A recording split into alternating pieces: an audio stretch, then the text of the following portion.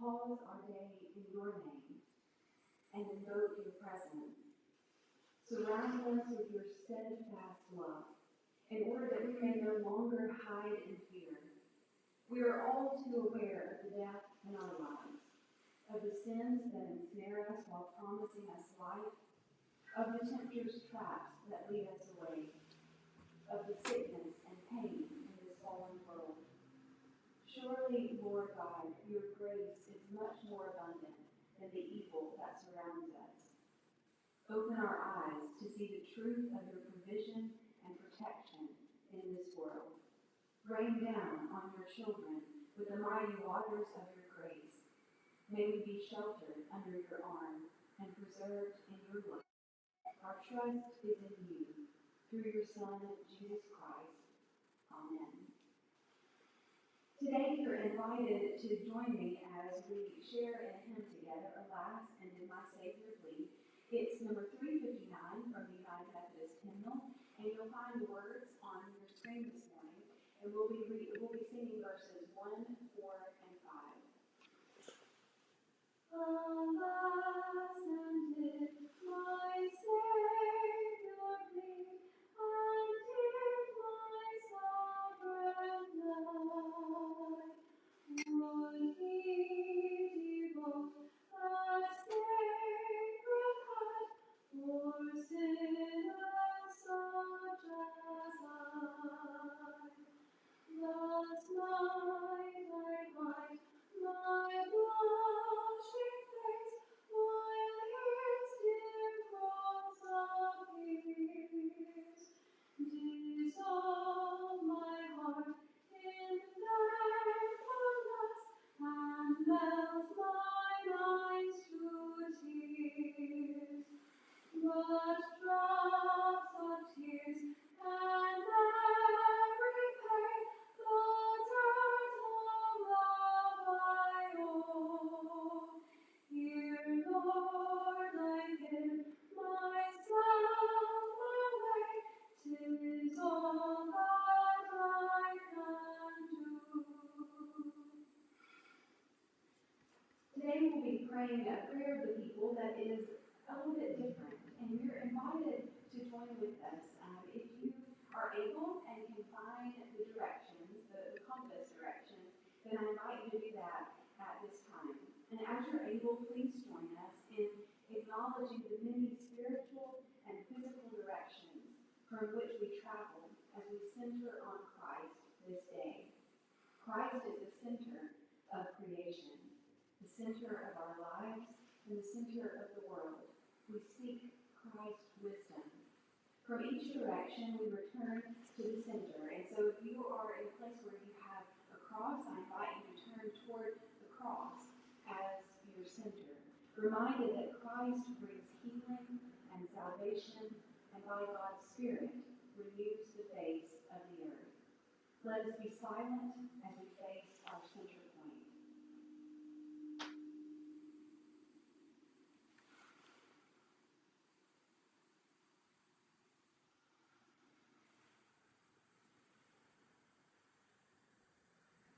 Let us face east. From the east, the direction of the rising sun, we glean wisdom and knowledge through desert silences and humble service. Enable us, O God, to be wise in our actions and in our use of the resources of the earth, sharing them in justice, partaking of them in gratitude. Let us face south.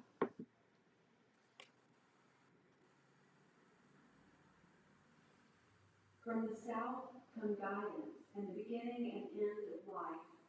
May we walk good paths, O God, living on the earth as sisters and brothers should, rejoicing in one another's blessing, sympathizing in one another's sorrows, and together looking to you, seeking the new heaven and earth.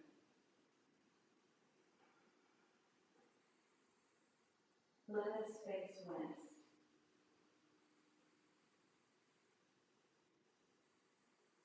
From the west come purifying waters. We pray that the Spirit of God may again breathe over the waters, making them pure, and that we too may be purified, so that life may be sustained and nurtured over the entire surface of the earth. Let us face north.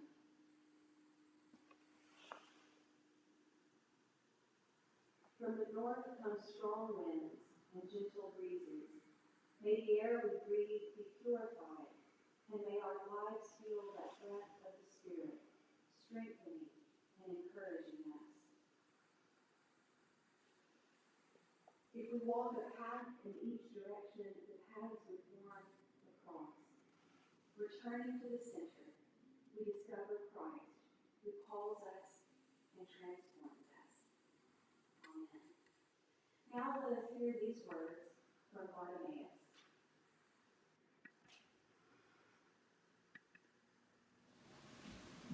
My name is Barnabas, which is Aramaic for son of Timaeus, and this is the only clue I have to my past, just my father's name.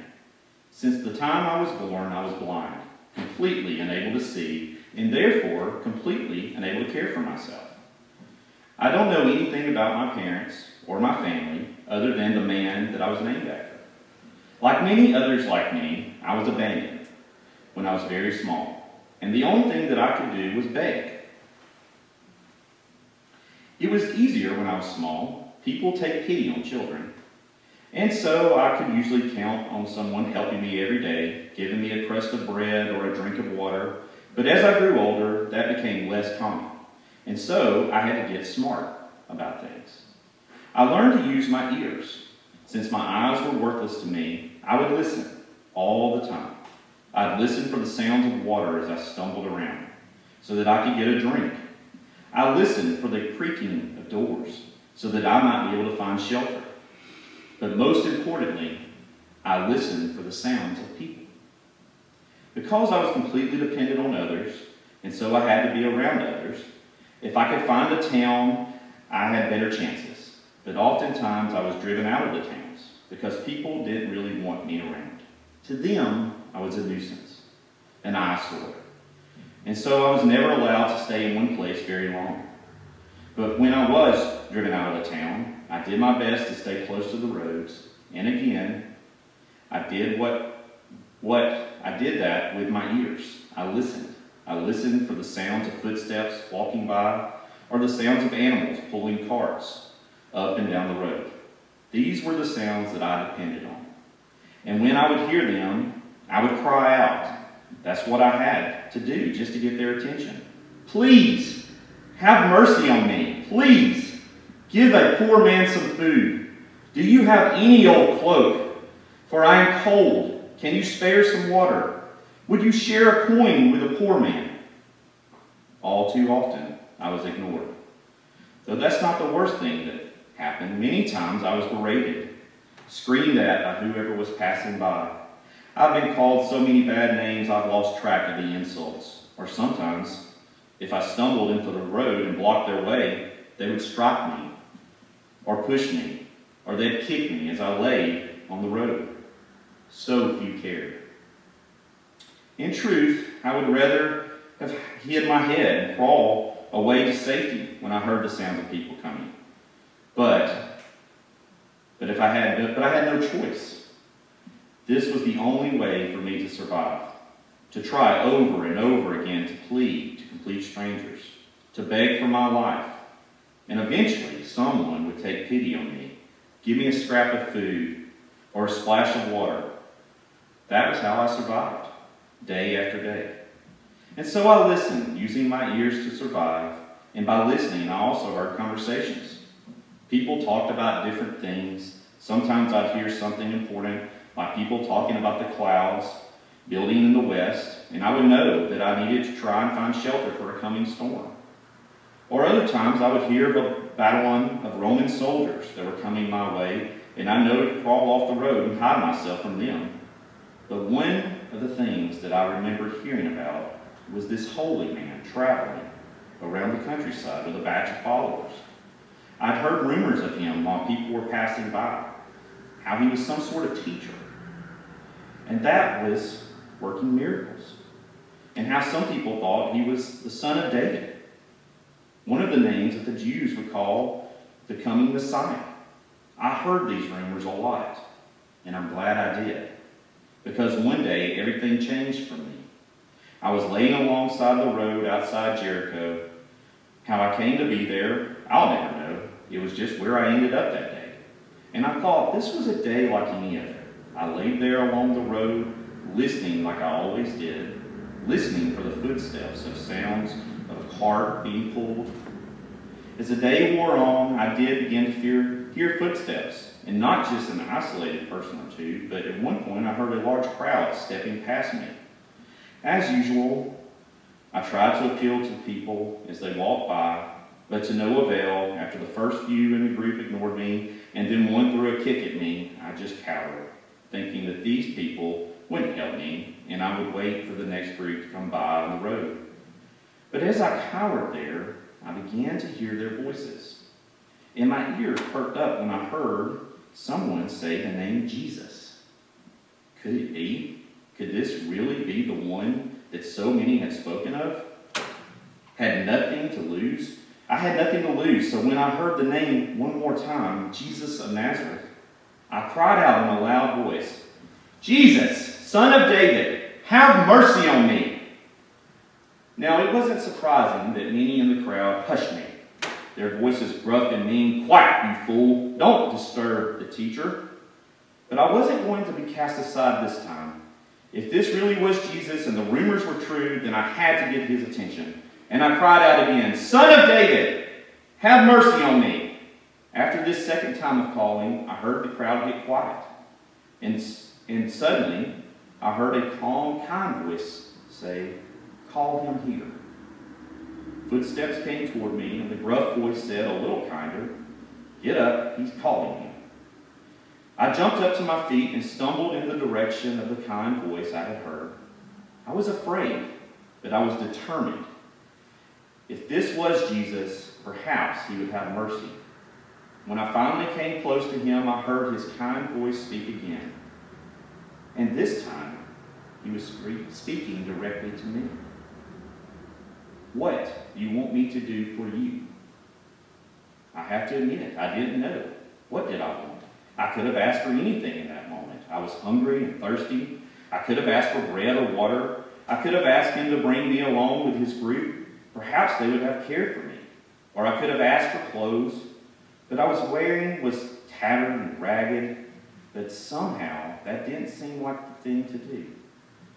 Something in his voice told me this was no simple act of annoyed mercy towards yet another beggar alongside the road. And so rather than ask for any of those things, I asked for the one thing that could solve all my problems, that could end my time as a beggar. I asked him for my sight, something I had never had. "Teacher, let me see." I don't know what made me ask this. Perhaps his question has stirred up in my awareness that it was not simply mercy from others that I needed, but that my entire existence could be changed by him. This wasn't just about receiving care from a stranger. The kindness in his voice as he asked me that simple question helped me realize the truth in the rumors I had heard about him. Jesus was no simple teacher. This was the Son of God standing before me. The miracle that I had heard about were true because of the power that he possessed. And I knew not only could he give me my sight back, but that the mercy that I had asked for, the mercy that I had cried out seeking, was the mercy of God himself. And that this encounter would change me forever. I believed that he could do this for me. I believed it with every atom of my being, simply because of the power in his voice. And I knew that not only could he give me my sight back, but that the mercy that I had asked for, the mercy that I had cried out seeking, and the mercy of God himself, and that this encounter could change me forever. I believed that he could do this for me. I believed it with every atom of my being, simply because of the power of his voice. And then he said the words that I will never forget. Go, your faith has made you well. And the instant he said those words, my eyes were opened for the first time, and I could see. I could see the world in all its beauty. But more importantly, I was looking in the face of the man that had saved me, the man that offered me mercy of God himself, the man that was God himself. And so, rather than simply going on my way, I joined the crowd following Jesus. He had given me everything, even when I didn't know what I was seeking. And so today, if you encounter Jesus and you find yourself crying out to him for mercy, he may just ask you the same question and help you realize that what he offers goes far beyond what we could ever dream of.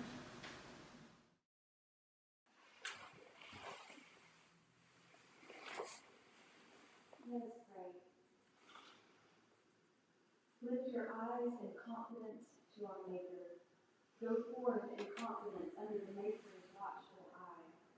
Our God, the Maker of heaven and earth, who watches over your sleeping and your waking, your beginning and your ending, steps ahead, guarding your coming and going, both now and forevermore.